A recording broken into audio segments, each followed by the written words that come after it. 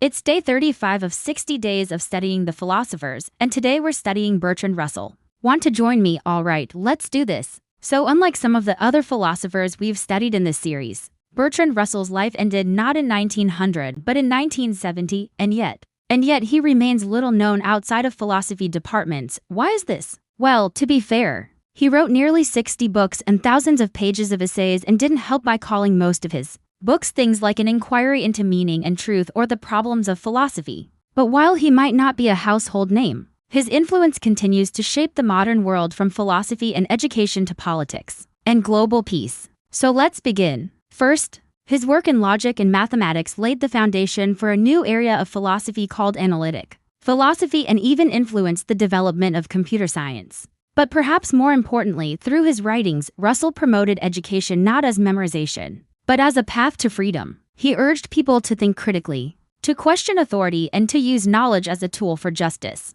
His voice championed both intellectual honesty and human dignity. And it wasn't just in the classroom that Russell made an impact. He was also a passionate advocate for peace and social justice. In a turbulent time when war and destruction seemed all but inevitable, Russell's fight against nuclear weapons and war continues to inspire peace movements today. You see, in 1955, Russell co-wrote the Russell-Einstein Manifesto, which warned of the horrors of nuclear war and called for leaders to seek peaceful solutions to conflict. This laid the groundwork for campaigns like the Pugwash Conferences and the International Campaign to Abolish Nuclear Weapons, which continued to push for a world without war and weapons of mass destruction. His courage showed that a philosopher could also be a citizen of the world. So what started as a love of learning, a passion for truth, and a commitment to social justice became the driving forces behind Russell's life and work. And his influence can be seen in the countless people he inspired to think critically, to question authority, and to fight for a better world.